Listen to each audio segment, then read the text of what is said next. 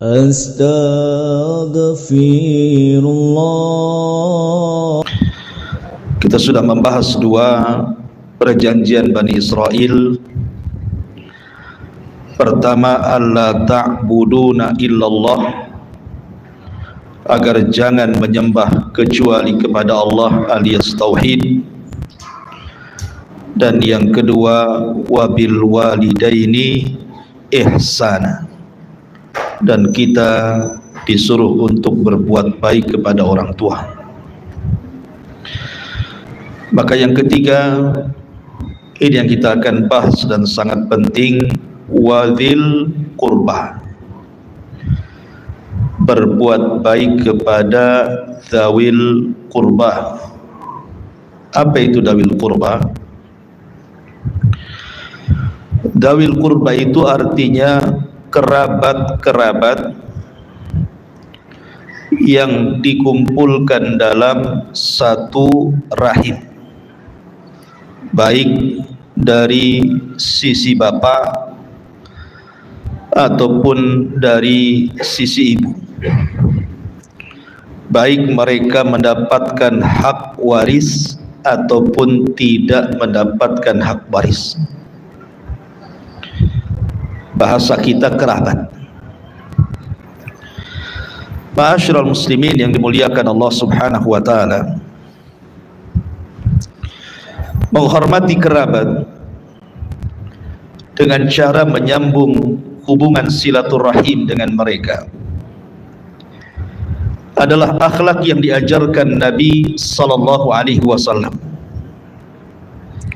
Nabi itu bukan hanya menyuruh untuk silaturahim kepada kerabat, tetapi dia juga pelaku dari silaturahim itu sendiri. Bahkan itu sifat yang melekat bagi Nabi dan diajarkan kepada para sahabatnya dan juga kepada umatnya. Ingat satu kisah ketika Nabi SAW pertama kali mendapatkan wahyu. Ketika itu Nabi SAW ketakutan karena melihat bentuk Jibril yang asli, memiliki 600 sayap, dan Rasul belum pernah melihat makhluk sebesar itu sebelumnya. Makanya Rasul ketakutan dan menggigil sehingga kemudian minta diselimuti Khadijah. Maka salah satu penenang Khadijah kepada Nabi SAW adalah menyebutkan sifat-sifatnya. Khadijah mengatakan, kalla wallahi ma yuhzikallahu abada, innaka latasilur rahim wa tahmilul kalla wa taqsibul ma'dum wa taqridh dhaifa wa tu'inu ala nawaibil haq. Kata Khadijah, demi Allah, apa yang terjadi dalam peristiwa yang kau lihat itu wahai suamiku, bukan berarti Allah hendak menghinakan. Kemudian Khadijah menyebutkan sifat yang pertama kepada Rasul, karena engkau adalah orang yang suka menyambung silaturahim, jujur ucapannya, memikul kesulitan orang lain, menanggung orang yang tidak punya, memuliakan tamu, dan mendukung usaha-usaha kebenaran. Lihat, pertama kali Khadijah mensifati Rasul, innaka latasilur rahim, engkau itu suka menghubungkan silaturahim. Bahkan ketika Nabi SAW hijrah dari Mekah ke Madinah, ada seorang pembesar Yahudi itu namanya Abdullah ibn Salam. Abdullah ibn Salam ini adalah tokoh Yahudi yang merupakan marja, di mana semua orang-orang Yahudi kalau minta fatwa itu datang kepada Abdullah ibn Salam, karena dia suka membaca kitab, sehingga ketika kemudian dia mendengar ada orang yang mengaku Nabi, dia ingin mencocokkan betul enggak dia Nabi. Ketika Nabi SAW datang ke kota Madinah, Nabi SAW berceramah, dan inilah ceramah pertama di kota Madinah. Abdullah ibn Salam mendengar ceramah ini. Salah satu isinya adalah, ya ayyuhan nas, afsus salam wa at'imut ta'am wasilul arham wa sallu bil laili wan nasu niyam tadkhulul jannata bisalam. Wahai manusia, sebarkan salam, berikan bantuan orang-orang miskin dengan makanan, kemudian sambunglah silaturahim di antara kalian, dan solat malamlah di saat manusia sedang tertidur, maka engkau akan masuk surga dengan selamat, kata Rasul. Maka dalam isi ceramah Rasul, salah satunya adalah wasilul arham, hubungkan silaturahim itu. Ketika mendengar pidato perdana ini, masuklah ke dada Abdullah ibn Salam bahwa ini memang seorang Nabi. Sebab itulah keislaman Abdullah ibn Salam, karena salah satu dakwah Rasul adalah menyambung silaturahim. Abu Bakar Siddiq radhiyallahu an adalah sahabat yang mewarisi akhlak Nabi. Ketika Abu Bakar Siddiq radhiyallahu an hendak hijrah sendirian karena tidak tahan dengan perlakuan orang-orang musyrik Arab sehingga dia tidak tenang ibadah, hijrahlah Abu Bakar dari Mekah ke Madinah. Hijrahlah Abu Bakar menuju tempat yang menurut dia aman dan dia bisa beribadah kepada Allah Azza wa Jalla. Sebelum hijrah manusia ke Madinah, Abu Bakar itu sudah ingin hijrah. Maka kemudian Abu Bakar menyediakan untanya dengan berbagai macam perbekalan dan hartanya di atas untanya. Berangkatlah Abu Bakar keluar Mekah. Di tengah jalan, rupanya Abu Bakar Siddiq radhiyallahu an berjumpa dengan orang musyrik tapi baik, namanya Ibn Dighinnah. Orang musyrik tapi sangat mengagumi Abu Bakar. Ibn Dighinnah ini kemudian bertanya kepada Abu Bakar, aina turidu ya Aba Bakrin, mau kemana hendak kau pergi wahai Abu Bakar? Maka Abu Bakar mengatakan, akhrajani qaumi fa uridu an asiha fil ardi fa'abuda rabbi. Kata Abu Bakar Siddiq radhiyallahu an, kaumku telah mengusirku dan aku hendak mencari bumi yang aku bisa beribadah kepada Allah di sana. Lihat kata Ibn Dighinnah ini, dia mengatakan, inna mithlaka ya Aba Bakrin la yakhruj wa la yukhraj. Orang sepertimu tidak pantas keluar dari Mekah dan tidak pantas diusir dari Mekah. Kemudian alasan Ibn Dighinnah persis seperti ucapan Khadijah kepada Rasul. Kata Ibn Dighinnah, ya Aba Bakrin, la inna mithlaka la yakhruj wa la yukhraj, innaka taksibul ma'dum wa tasilur rahimi wa tahmilul kalla wa taqrid dhaifa wa tu'inu ala nawaibil haqq. Demi Allah wahai Abu Bakar, orang sepertimu tidak layak keluar dari Mekah dan tidak layak dikeluarkan dari Mekah, karena engkau suka menanggung yang tidak punya, membantu orang-orang miskin, dan engkau juga suka menyambung silaturahim, dan engkau juga berusaha untuk memikul kesulitan orang lain, menghormati tamu dan mendukung usaha-usaha kebenaran. Persis seperti sifat yang disifatkan Khadijah kepada Rasul. Salah satu sifat Abu Bakar adalah innaka latasilu rahim, engkau suka menyambung silaturahim. Artinya sifat-sifat silaturahim ini adalah sifat Rasul dan juga sifat Abu Bakar dan para sahabat yang lainnya. Ma'asyiral muslimin yang dimuliakan Allah Azza wa Jalla, makanya ketika Hadisatul ifki, antum tahu hadisatul ifki yang pernah saya ceritakan? Tuduhan putrinya berzinah dengan seorang sahabat namanya Safwan ibn Mu'attil. Karena ketika itu Aisyah radhiyallahu anha ketinggalan kereta. Gara-gara buang hajat di malam hari, dikiranya Aisyah sudah naik kereta, kemudian pasukan berangkat ke kota Madinah, rupanya Aisyah belum naik. Akhirnya kemudian Aisyah ditemukan oleh Safwan ibn Mu'attil.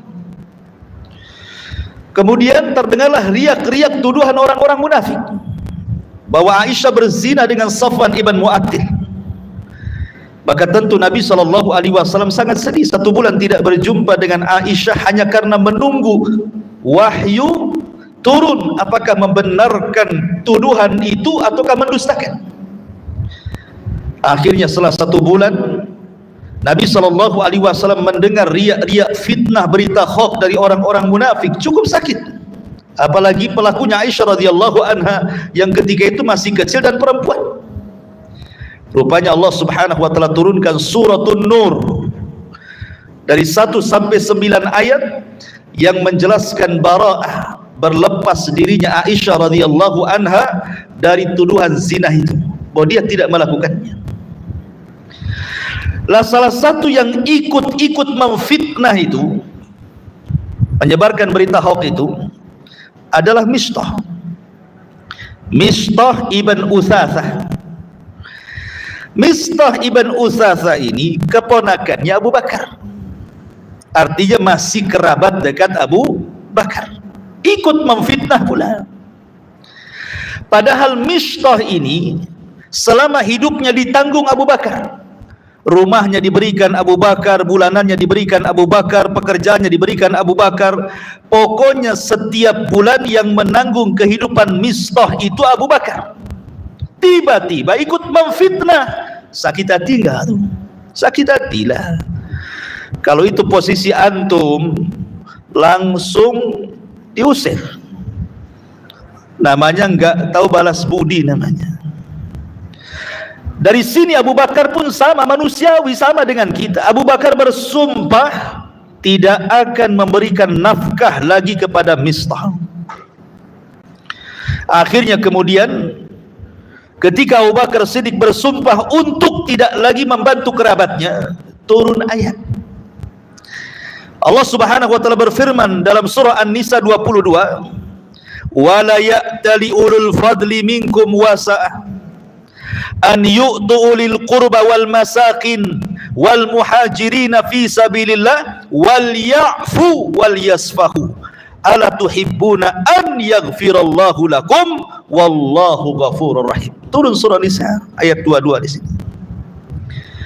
Allah Subhanahu wa taala berfirman, tidak boleh bersumpah kepada orang-orang yang punya kelebihan harta, maksudnya Abu Bakar, untuk tidak memberikan nafkah kepada kerabatnya dan orang-orang miskin serta orang-orang muhajirin yang berjalan di jalan Allah.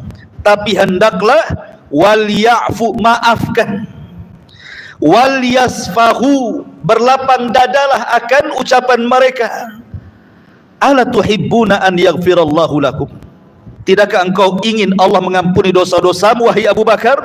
Wallahu ghafurur rahim, dan Allah Subhanahu wa taala Maha Pengampun lagi Maha Penyayang. Seolah-olah ayat ini bicara seperti ini.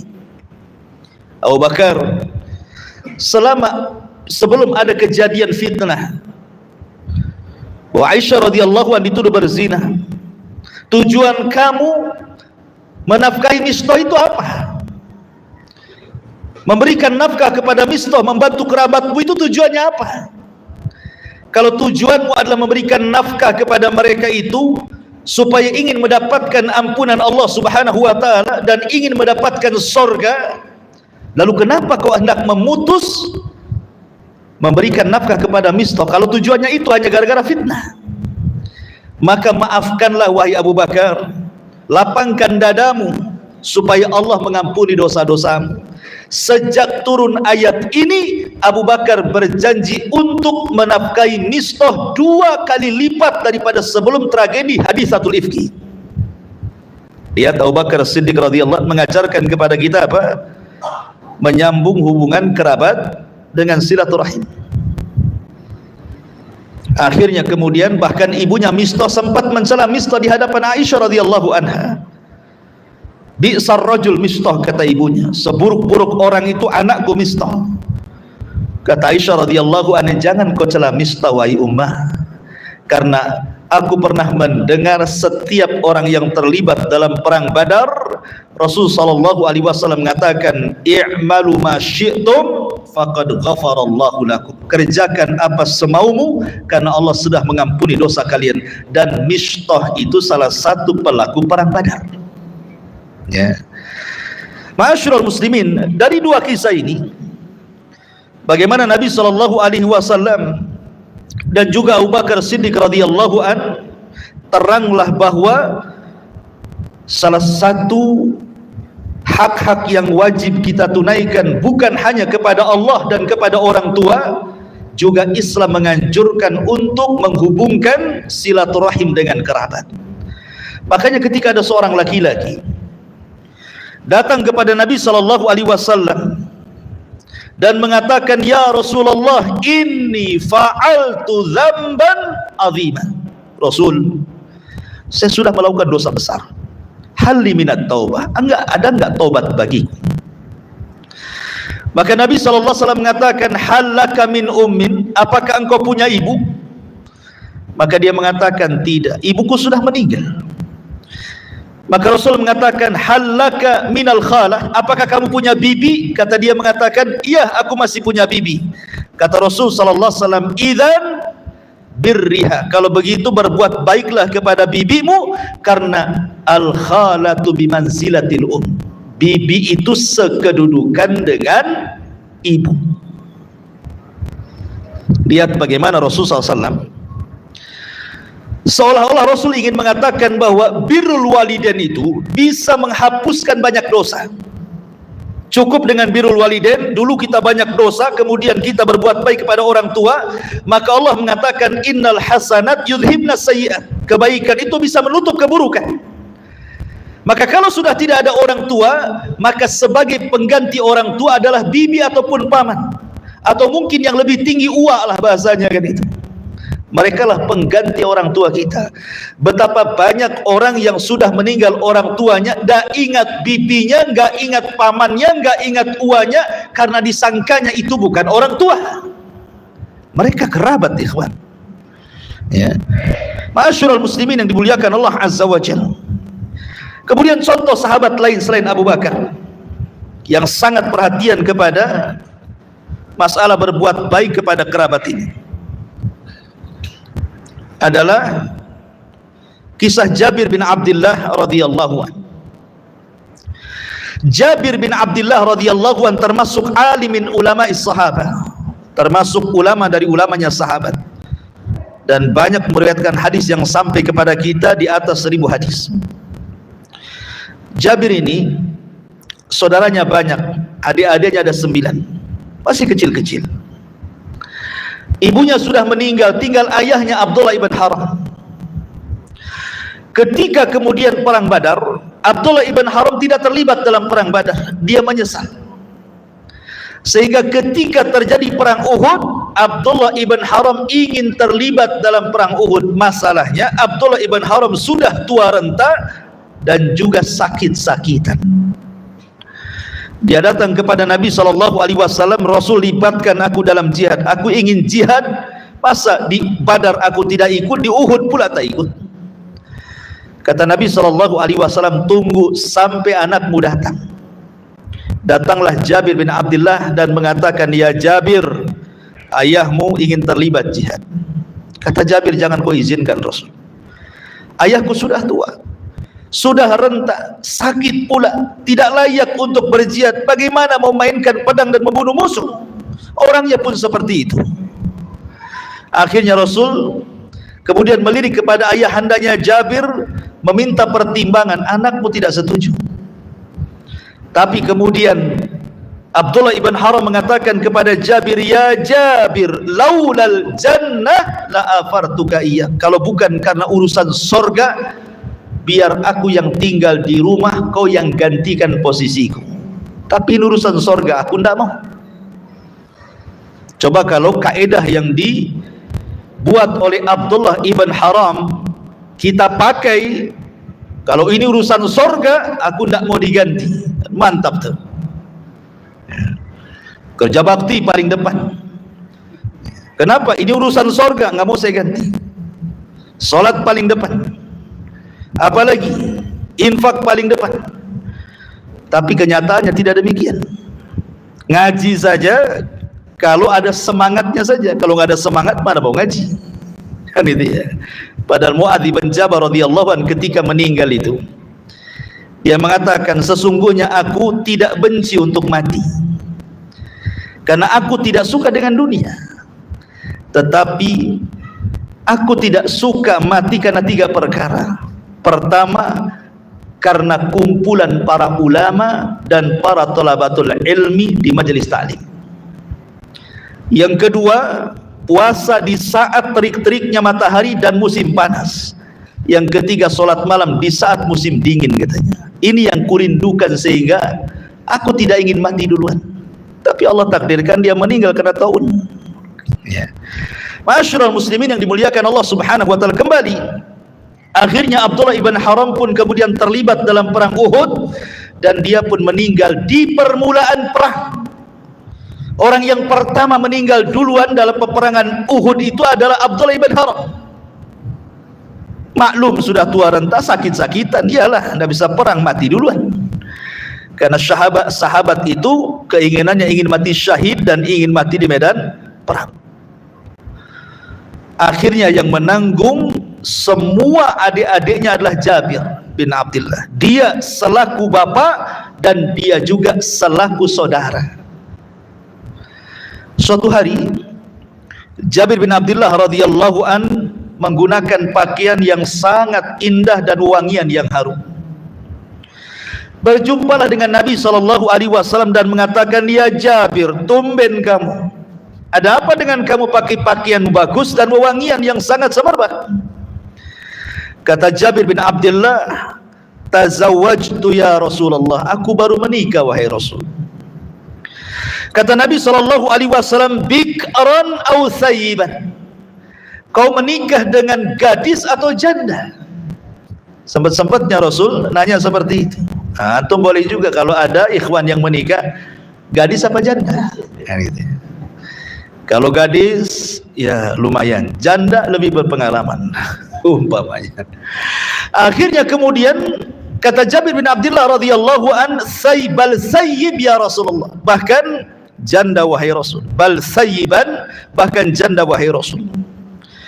Maka Nabi SAW ketika itu mengatakan, kenapa kau tidak pilih gadis? Bukankah kalau engkau pilih gadis, tula ibuha wa tula ibuka, engkau bisa lebih mesra lagi kepada dia, kau lebih sayang lagi dengan dia? Kata Jabir bin Abdullah radhiyallahu an, qultu inna li akhawat, Rasul, adik-adikku banyak, adik-adikku 9 masih kecil-kecil. Kemudian dia mengatakan, fa ahbabtu an atazawwaja imra'atan tajma'uhunna wa tumshituhunna wa taqumu alaihinna, aku mencari istri itu supaya istriku bisa berkumpul dengan adik-adikku, bisa menyisir rambut adik-adikku, dan bisa melayani adik-adikku. Artinya aku bukan hanya mencari istri, tapi juga sekaligus ibu bagi adik-adikku. Gitu maksudnya. Kenapa? Karena ingin merawat kerabatnya. Adik-adik itu kan kerabat kita juga, saudara-saudara kita. Beginilah contoh para sahabat ketika mereka berusaha berbuat baik kepada kerabat. Ma'asyiral muslimin yang dimuliakan Allah Subhanahu wa taala. Makanya kalau kita melihat ayat-ayat Al-Qur'an tentang anjuran untuk berbuat baik kepada kerabat itu banyak sekali. Saya akan contohkan beberapa ayat. Di dalam surah An-Nahl ayat 16, An-Nahl ayat 91, An-Nahl ayat 90, innallaha, dan ini sering dibaca oleh para khatib biasanya di akhir khutbah, innallaha ya'muru bil adli wal ihsan wa ita'i dzil qurba wa yanha 'anil fahsya'i wal munkari wal baghi ya'idzukum la'allakum tadhakkarun. Sesungguhnya Allah menyuruh kamu berlaku adil dan berbuat baik kepada kaum kerabat. Kita diingatkan setiap Jumat loh oleh khatib. Ya. Kemudian juga surah Al-Baqarah ayat 177, selain Al-Baqarah yang kita bahas juga, dalam 177 Allah mengatakan laisal birra an tuwallu wujuhakum kibalal masyriqi wal maghrib walakinnal birra man amana billahi wal yaumil akhir wal malaikati wal kitabi wan nabiyyin wa atal mala ala hubbihi dzawil qurba. Bukanlah kebaikan itu engkau menghadap wajahmu ke arah timur ataupun barat, tetapi kebaikan itu sungguh kau beriman kepada Allah, kemudian hari akhir, kepada malaikatnya, kepada kitab-kitabnya, kepada para nabinya, dan memberikan harta yang dicintainya kepada kerabatnya. Apa sih perbedaan Anda memberikan bantuan kepada orang miskin dengan kerabat yang miskin? Ini ditanyakan dalam sebuah hadis kepada Nabi SAW, perbedaannya apa? Tetangga antum miskin, antum punya saudara juga miskin, kemana antum harus berikan sedekah ini? Maka Nabi SAW mengatakan hendaklah diberikan ke dawil arham. Kenapa? Karena sedekah kepada orang miskin itu ya sedekah, tapi kalau diberikan kepada kerabat dua pahalanya. Pertama pahala sedekah kata Rasul, yang kedua pahala silah, menyambung silaturahim. Dapat dua pahala tuh, pahala sedekah sendiri dan pahala menyambung silaturahim. Tetapi kalau hendak bersedekah kepada kerabat, jangan dari harta zakat, walaupun secara hukum tidak masalah, tapi berikan dengan harta sedekah. Kenapa demikian? Karena harta zakat itu hakikatnya harta kotor. Kan kita membersihkan harta nih, maka dikeluarkan harta kotornya 2,5%. Jadi harta 2,5% zakat mal itu harta kotor. Layakkah harta kotor diberikan kepada keluarga, kepada kerabat? Sebaiknya tidak, walaupun secara hukum sah-sah saja, tidak ada masalah. Tapi kalau seandainya Anda berikan dalam bentuk sedekah, bukan zakat, kalau sedekah itu harta bersih, karena itu atas kerelaan kita memberinya, maka itu lebih baik biarlah zakat kepada orang miskin tetangga atau di sekitar rumah kita diberikan kepada kerabat ini sedekah, supaya kita memberikan yang terbaik kepada mereka, dan harus diniatkan karena Allah Subhanahu wa taala. Ma'asyiral muslimin yang dimuliakan Allah Subhanahu wa taala, dan banyak lagi Anda bisa membaca surah Al-Isra ayat 26-27, Al-Baqarah ayat 180, Al-Baqarah ayat 215, Al-Baqarah ayat 8, An-Nisa 36, Muhammad ayat surah Muhammad 22-23, kemudian surah Ar-Ra'd ayat 25, dan begitu seterusnya. Banyak tentang perintah kita berbuat baik kepada kerabat. Adapun dalam sunnah Nabi SAW,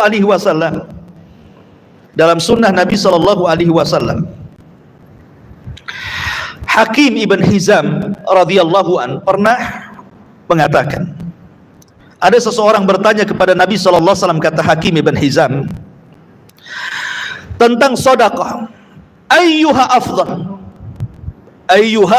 kemana yang lebih afdal sedekah ini disalurkan? Maka kemudian Nabi SAW mengatakan, ala zawil arham, ala dzirrahimi al-kashihi, diberikan kepada orang yang punya hubungan rahim ataupun kerabat, al-kashih, yang ia ada permusuhan dengan kita. Ya. Biasanya kalau ada kerabat bermusuhan dengan kita, jangan lagi mau bantu, nelpon pun tidak, yang ada diblokir. kan itu ya. Coba saja kan, banyak kalau orang yang bermasalah dengan pamannya, dengan ponakannya, dengan sepupunya kan, masalah besar dalam keluarga, mau bantu pula, yang ada nyakiti gitu ya. Makanya kemudian Rasul mengatakan itu seafdal-afdalnya sedekah. Kalau mereka menyakiti, kita kasih. Walaupun dalam kenyataan agak sulit di sini, tapi bagaimana Nabi SAW mengajarkan sedemikian rahmatnya, kasih sayang Rasul kepada umatnya, mengajarkan tentang keutuhan keluarga ini. Ma'asyiral muslimin yang dimuliakan Allah Subhanahu wa taala. Sampai-sampai ada sebuah hadis dari Abu Hurairah radhiyallahu anhu, anna rajulan qala ya Rasulullah, ada seorang laki-laki berkata kepada Rasul, inna li qarabah, saya ini punya kerabat, asiluhum wa yaqta'uni, aku sambungkan silaturahim kepadanya, dia pula putuskan silaturahim kepadaku. Ku telepon dia, dia matikan, dia blokir pula nomorku. Ada gitu ya, tu mau telepon, mungkin dia lagi marah sama antum, tutup, diblokir lagi. Aku berusaha menyambung, dia pula memutuskan ya. Aku datang ke rumahnya, dia pula tutup pintu. Bukan tutup pintu saja, jendela ventilasi rumah juga ditutup supaya tidak bisa ditengok, diintip ya. Kemudian wa uhsin ilaihim wa yasi'uni ilayya, aku berusaha berbuat baik kepada mereka, kepada kerabat itu, tapi mereka pula berbuat jahat kepadaku. Kemudian kata dia, wa ahlimu anhum wa yajhaluna alayya, aku berusaha untuk sayang kepada mereka, dia pula masa bodoh dengan aku, katanya. Coba bayangkan kalau posisinya di posisi antum nih, antum menghubungkan diri kepada saudara, antum pula disikapi dengan tidak ditemui, tidak dijawab, diblokir, bahkan ditutup pintunya. Antum senantiasa berbuat baik, mau ngasih makanan, mau ngasih hadiah, malah kemudian ditolaknya. Antum lembut, dia pula kasar. Antum baik-baik ngomong, kemudian dia keluar binatang. Kira-kira sikap antum apa? Pasti antum sabodo saja kan itu. Emang dia saja orangnya, si banyak kok yang mau sedekah saya. Pasti kita akan kemudian merasakan sakit seperti itu. Apa kata Nabi SAW ketika dia mengatakan bagaimana sikap wahai Rasul kepada kerabat yang seperti ini? Maka Nabi SAW la in kulta kama kulta, kalau memang kondisimu pasti seperti yang kau ceritakan kepadaku, faka'annama tasifuhumul mal wala yazalu ma'aka minallahi zahirun alaihim ma dumta ala dhalik. Kalau ceritanya betul sesuai dengan faktanya, kata Rasul, maka seolah-olah engkau memasukkan debu yang panas di mulut-mulut mereka, dan senantiasa engkau akan mendapatkan pertolongan Allah kalau engkau seperti itu. Apa maksudnya? Engkau menghinakan, memasukkan debu di mulut-mulut mereka itu. Maksudnya seolah-olah ketika Rasul mengistilahkan engkau memasukkan debu yang panas ke dalam mulut mereka itu, karena mereka berusaha berbuat buruk kepada kita, tapi kita berusaha berbuat baik kepada mereka. Apa tidak malu? Tidak malukah kalian? Itu maksudnya. Itu maksud perkataan Nabi SAW itu. Seolah-olah kau memasukkan debu panas di mulutnya. Harusnya mereka malu, orang ini berbuat baik maka kita tolak dengan kejahatan, kan malu harusnya kan begitu. Mereka tidak punya malu.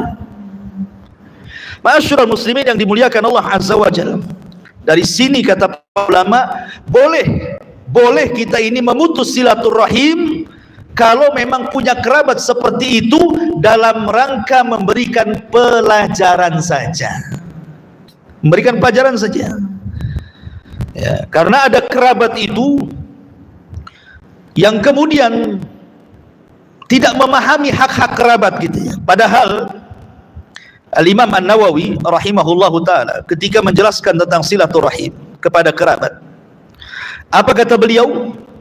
Silaturahimi hiyal ihsanu ilal aqaribi ala hasbil wasil. Dimuliakan Allah Azza wa Jalla. kata Imam Nawawi, menghubungkan silaturahim itu sesuai dengan kondisi orang yang menyambung dan orang yang disambung.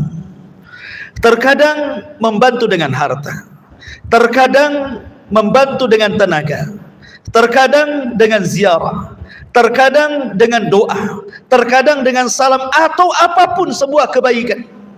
Karena kesalahan di masyarakat ini, kalau antum sudah lama menghilang dari keluarga, kemudian menjadi orang sukses di Batam, kemudian terhubung dengan keluarga, tahu antum orang sukses, terkadang ketika menghubungi antum itu asik pinjam duit saja.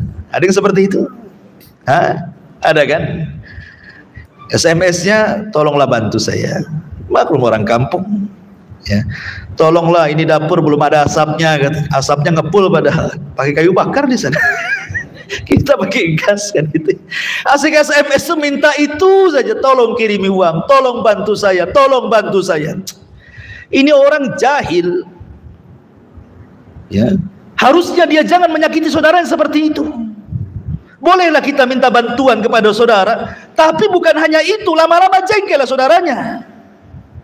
Harusnya kan mengambil hati karena sudah terhubung lama, kan harusnya ya pengen apa, tolonglah sambungkan ke istrimu, aku ingin ngobrol dengan istrimu, aku ingin ngobrol dengan anakmu gitu ya, aku ingin mendoakan. Jadi terkadang ya minta bantuan, terkadang menghibur.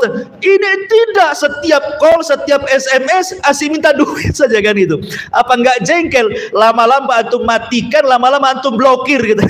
Diblokir aja lah, ini enggak jelas kan. Masyarul muslimin yang dimuliakan Allah Azza wa Jalla, lah hal ini yang tidak dipahami. Harusnya ketika menghubungkan silaturahim itu kepada kerabat, apalagi sudah lama gitu ya, jangan dipancing akhirnya retak kembali. Jangan dipancing retak kembali. Apalagi kemudian kononnya pinjam duit, sekali tidak dibayar, dua kali pinjam lagi tidak dibayar, tiga kali malaslah dikasih kan gitu ya. Kan biasa begitu. Sebenarnya bukan pinjam, maksudnya sedekah kan itu. Bahasanya saja pinjam. Karena buktinya tidak dikembalikan duitnya kan gitu. Harusnya kan sekali-kali ya bolehlah basa-basi gitu ya. Ada nggak uang? Tapi lebih daripada itu ngobrol, cairlah kan begitu. Tanya anak, tanya keluarga, tanya kerja, tanya tempat, dan begitu seterusnya. Bukan fokus ke satu titik gitu. Karena banyak yang ngeluh kepada saya, Ustaz, saya ini asik ditelepon keluarga itu asik minta uang terus. Streslah saya. Akhirnya saya jengkel, saya matikan teleponnya. Tapi karena pekerjaan juga perlu telepon, saya blokir lah akhirnya. Supaya nggak berhubungan lagi dengan dia. Masyarul muslimin yang dimuliakan Allah Subhanahu wa taala. Baik. Apa sih hak-hak yang harus dipenuhi? Begini ikhwan, dzawil arham atau kerabat itu punya beberapa hak yang antum harus pahami. Di sana ada hakkus silah, nanti saya jelaskan. Yang kedua ada hakul miras, yang kedua. Kemudian yang ketiga ada hakun nafkah. Kemudian yang keempat ada hakul ihsan. Kemudian yang kelima ada hakul islah dzatal bayn. Kemudian yang keenam ada haqqud du'a bi dhahril ghaib. Kemudian juga ada hak tawthiqus silah bil arham bi kulli sabil. Apa itu? Yang pertama, kerabat itu punya hakkus silah. Mereka punya hak untuk disambungkan silaturahim kita dengan mereka atau mereka dengan kita. Dan ingat bahwa disebut silah menghubungkan itu, kata Nabi SAW, laisal wasil bil mukafi. Ketika kita menghubungkan silaturahim dengan kerabat itu bukan sistem barter. Kalau dia menghubungi saya, aku hubungi dia. Kalau dia WA, saya akan WA dia. Kalau dia chat Instagram, saya juga akan chat Instagram. Kalau dia datang membawa hadiah, aku pun datang membawa hadiah. Kalau dia senyum, saya pun akan tertawa. Bukan begitu.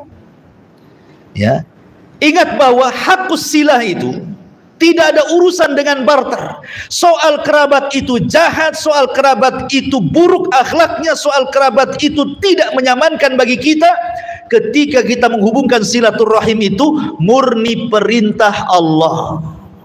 Ini perintah, bukan karena melihat kondisi kerabat yang jahat, bukan. Mau jahat mau baik nggak ada urusan.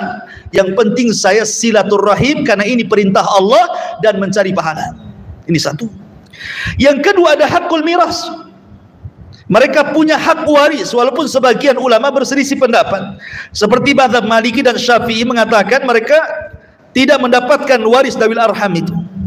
Kalau seandainya tidak ada ahli waris diberikan ke Baitul Mal. Tetapi mazhab Hanafi atau mazhab Hanafi dan juga yang lainnya, kalau tidak ada ahli waris maka kerabat dapat. Tapi minimalnya okelah. Sebagian ulama mengatakan dapat, sebagian ulama mengatakan tidak dapat.